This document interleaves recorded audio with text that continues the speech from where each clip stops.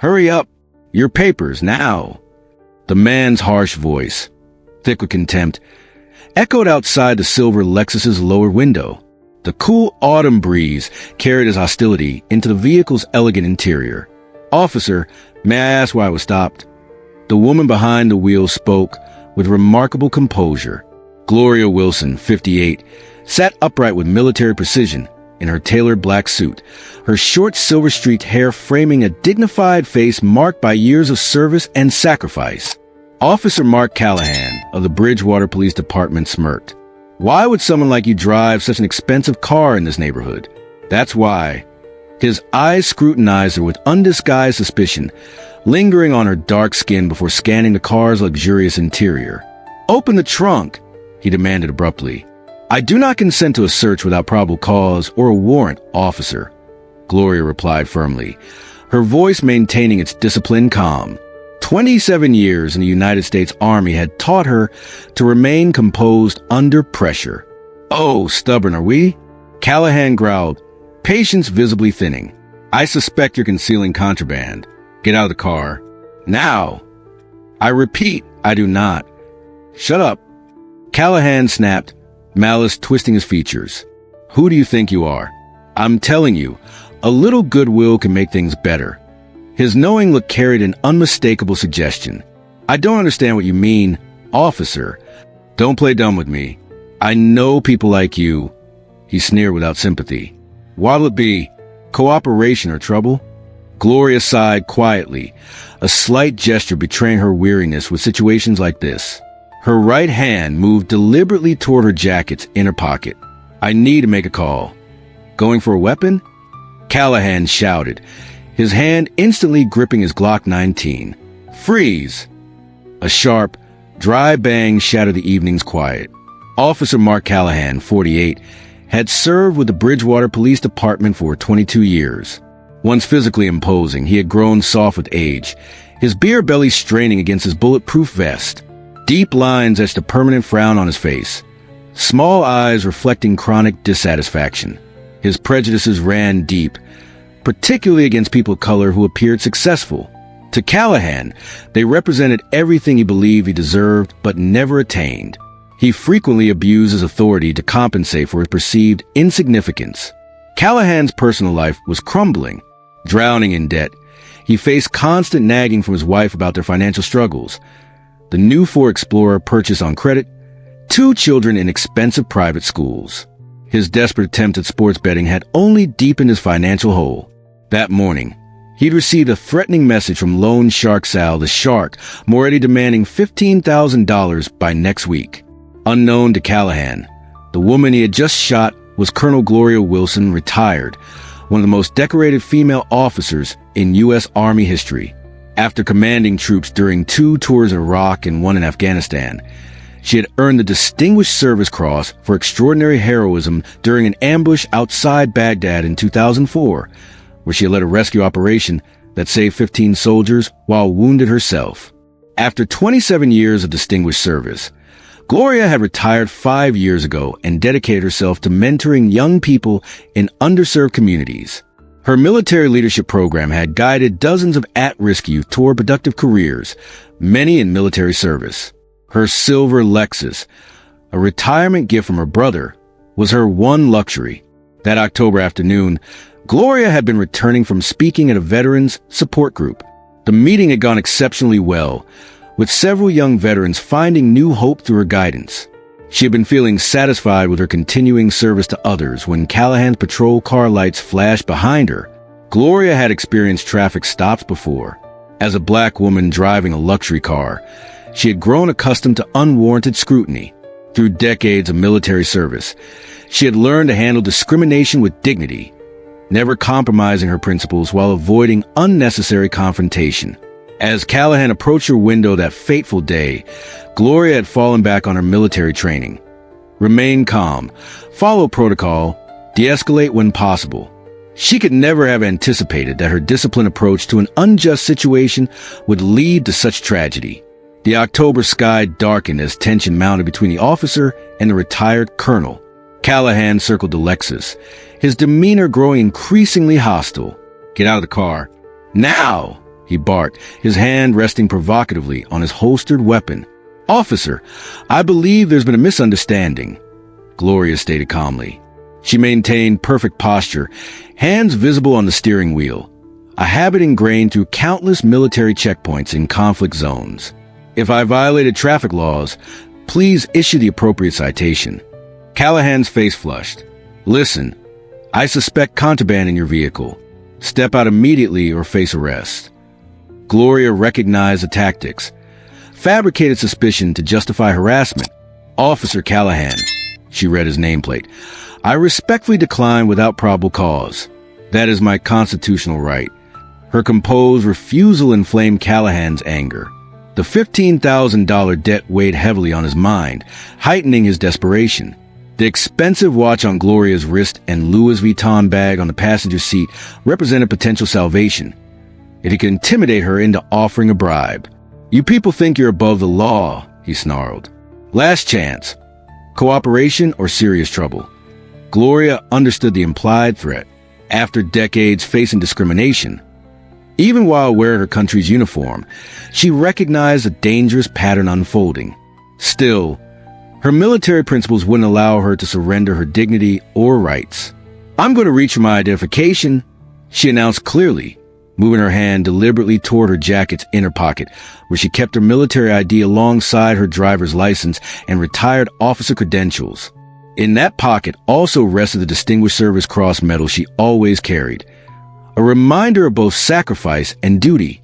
"She's reaching for something," Callahan shouted, his mind clouded by prejudice and panic. His training abandoned, he drew his Glock 19 with trembling hands. Gloria's eyes widened, recognizing the imminent danger. "Officer, I'm just—" The gunshot cracked through the air. The 9mm bullet pierced through Gloria's chest, striking with devastating precision. Colonel Gloria Wilson slumped forward, her forehead resting against the steering wheel. Her military ID and medal fell from her pocket, landing on the car floor, the insignia catching the fading light. News of a black woman shot during a routine traffic stop spread rapidly through Bridgewater, but the identity of the victim remained temporarily unknown. Officer Callahan, visibly shaken, reported over the radio. "Subject reached for a weapon. Had to discharge my firearm. Request immediate backup and medical assistance." Within minutes, emergency vehicles converged on Lincoln Avenue. Paramedics rushed to Gloria's aid, but their efforts proved futile. Colonel Gloria Wilson was pronounced dead at the scene, her distinguished military career ended by a single bullet. Lieutenant David Chun, a meticulous 35-year-old detective from the Criminal Investigation Division, took charge of the scene. As technicians photographed evidence and secured the perimeter, Chun carefully approached the victim's vehicle. On the floorboard, partially visible beneath the brake pedal, Chun spotted something unusual, a military identification card and a distinctive medal. Examining them closer, his expression transformed from professional detachment to profound shock. "This woman is Colonel Gloria Wilson," he announced, his voice tight with disbelief. "Retired Army, highly decorated, Distinguished Service Cross recipient." The ripple effect was immediate. Officers at the scene froze, several removing their caps in instinctive respect. Mark Callahan, hearing this revelation, collapsed against his patrol car, face ashen.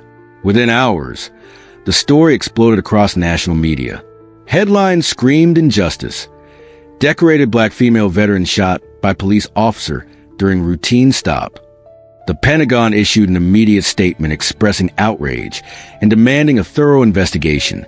Veterans organizations across the country called for justice. Army General Raymond Carter, who had served with Gloria in Iraq, delivered an emotional press conference.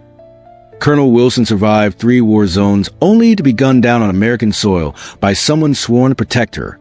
This is an unconscionable tragedy, demanding absolute accountability.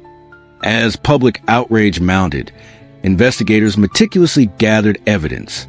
The dashboard camera from Callahan's patrol car captured damning audio of his disrespectful tone and thinly veiled threats. Video enhancement revealed Gloria's deliberate, non-threatening movements before the shooting. A critical breakthrough came when Maria Rodriguez, a 62-year-old housekeeper who had witnessed the entire incident from across the street, came forward. Initially hesitant due to her immigrant status, she found courage after learning about Gloria's military service. The officer was very aggressive, Rodriguez testified. The lady in the car was calm, respectful. She moved her hand slowly to her pocket, nothing threatening. Then he shot her without warning. Meanwhile, investigators uncovered Callahan's trouble history. His personnel file revealed multiple complaints of excessive force against minorities, all dismissed or minimized. His financial records exposed gambling debts exceeding $30,000 and connections to loan sharks demanding immediate payment. Gloria's military colleagues provided testimonials about her character and discipline. Colonel Wilson survived ambushes and firefights by maintaining absolute control, stated her former executive officer. The suggestion that she would make threatening moves toward law enforcement is absurd to anyone who knew her. The investigation culminated in a devastating conclusion. A decorated Army colonel who had led hundreds of soldiers in combat had been killed not because she presented any threat, but because of an officer's prejudice, financial desperation, and reckless disregard for proper procedure. The federal courthouse in Newark buzzed with tension as United States versus Mark Callahan began. The Department of Justice had taken the unprecedented step of directly prosecuting the case, citing the victim's distinguished military service and clear civil rights violations. Lead prosecutor Amanda Holloway, a sharp-minded federal attorney, laid out a methodical case against Callahan. Colonel Gloria Wilson survived enemy fire in 3 combat tours only to be killed by an officer sworn to protect her, she told the hushed courtroom. This wasn't a mistake. It was a deadly culmination of prejudice and abuse of power. The prosecution's evidence was overwhelming. Enhanced dashboard camera footage showed Gloria's deliberate, non-threatening movements. Forensic experts testified that the angle and trajectory of the bullet proved she had been seated calmly when shot. Maria Rodriguez's eyewitness testimony directly contradicted Callahan's claim of self-defense. "I saw everything," Rodriguez stated firmly, despite defense attempt to undermine her credibility. The lady moved slowly. There was no threat. The officer shot without reason. Most damaging was the financial evidence revealing Callahan's desperate circumstances and the testimony from fellow officers about his history of targeting minorities. Defense attorney Michael Egan, hired by the police union, attempted to portray Callahan as a dedicated officer making a split-second decision in a dangerous profession. Police work requires instant judgment calls, he argued. Officer Callahan genuinely believed his life was in danger. This argument collapsed when prosecutors presented Gloria's impeccable military record. Colonel Wilson was trained to remain calm under actual enemy fire, Holloway countered. The suggestion that this highly decorated officer would threaten a policeman during a routine traffic stop defies logic and disrespects her service. Throughout the 6-week trial, Callahan sat stone-faced as his actions and character were dissected. In the gallery, Gloria's family, her brother, sister-in-law, and 3 nephews watched with dignified grief, often joined by uniformed military personnel, showing solidarity. After 3 days of deliberation, the jury returned. The courtroom fell silent as the verdict was read. Guilty on all counts, second-degree murder, civil rights violations resulting in death, use of a firearm during a violent crime, and obstruction of justice. When Judge Esther Friedman sentenced Callahan to life imprisonment without parole, she addressed him directly. "You didn't just take a life. You extinguished a national treasure, someone who exemplified the highest ideals of service and sacrifice." Mark Callahan's fall from respected officer to convicted murderer was swift and complete. Transferred to a high-security federal prison in another state, he faced the harsh reality of incarceration, isolation, fear, and constant regret. His wife filed for divorce within months. His children changed their surname to distance themselves from his disgrace. The police union that had initially defended him withdrew all support after the verdict, condemning his actions as contrary to every principle of proper policing. The $1 million restitution ordered by the court remained largely symbolic. Callahan's assets and pension were insufficient to cover even a fraction of it. Nevertheless, the judgment stood as an acknowledgement of the immeasurable loss suffered by Gloria's family and community. For the Bridgewater Police Department, the aftermath brought unprecedented scrutiny and transformation. Under Department of Justice oversight, the entire force underwent mandatory retraining in de-escalation techniques, implicit bias recognition, and appropriate use of force. Body cameras became mandatory for all officers. The Internal Affairs Division was completely restructured, with external civilian oversight implemented to ensure accountability. Police Chief William Hargrove, who had initially defended Callahan, resigned under pressure. His replacement, Chief Vanessa Reynolds, the department's first black female leader, instituted a zero-tolerance policy for discriminatory behavior. Colonel Wilson's death revealed systemic failures that we must address, she stated at her swearing-in. Her sacrifice will not be in vain. Nationwide, Gloria's case catalyzed legislative action. The Colonel Wilson Act, introduced in Congress with bipartisan support, strengthened penalties for civil rights violations by law enforcement and mandated improved training on interactions with military veterans. At Arlington National Cemetery, Colonel Gloria Wilson received a full military funeral with honors. The ceremony drew thousands, including high-ranking Pentagon officials, civil rights leaders, and ordinary citizens moved by her story. President Harrison's eulogy acknowledged the dual tragedy. Colonel Wilson faced enemy fire with courage only to be struck down by prejudice at home. We must ensure her final battle results in lasting change. In Bridgewater, the Gloria Wilson Foundation, established by her family using donations and the eventual settlement from a civil lawsuit against the police department, created programs connecting veterans with underserved youth. The foundation continued Gloria's mission of mentorship, focusing particularly on young women of color interested in military or public service careers. The veterans community rallied around her legacy. The Military Officers Association created the annual Gloria Wilson Excellence in Leadership Award for officers demonstrating exceptional character and commitment to equality. Military bases across the country incorporated her story into training on integrity and moral courage. Perhaps most meaningful was the impact on individual officers nationwide. Many reported reconsidering their approach to traffic stops and civilian interactions after hearing Gloria's story. A viral photograph showed a group of black female West Point cadets at her grave, each leaving a coin on her headstone, a military tradition honoring a fallen comrade. At the one-year anniversary of her death, a memorial was unveiled at the site of the shooting. A bronze statue depicting Colonel Wilson in dress uniform, her hand extended in a gesture of peace. The inscription read, Colonel Gloria Wilson, 1965 to 2023. She served with honor, lived with dignity, and inspires us still. Her brother James, speaking at the dedication, expressed a bittersweet hope. Gloria always believed in this country's capacity to live up to its highest ideals. Her death exposed how far we still have to go, but the response to her sacrifice shows we're moving in the right direction. Justice for Colonel Gloria Wilson came at an unbearable cost. The life of a woman who had already given so much to her country. Yet her tragic death illuminated deep-rooted issues within American law enforcement and society, creating momentum for meaningful change that continues today. The contrast could not be starker. A decorated officer who led with integrity died at the hands of an officer who betrayed his oath. Mark Callahan's life sentence serves as a powerful reminder that abuse of authority carries consequences, while the systemic reforms implemented in Bridgewater demonstrate how accountability can transform institutions. Gloria's military colleagues often note the painful irony that someone who navigated war zones with tactical precision fell victim to a prejudiced traffic stop less than 10 miles from her home.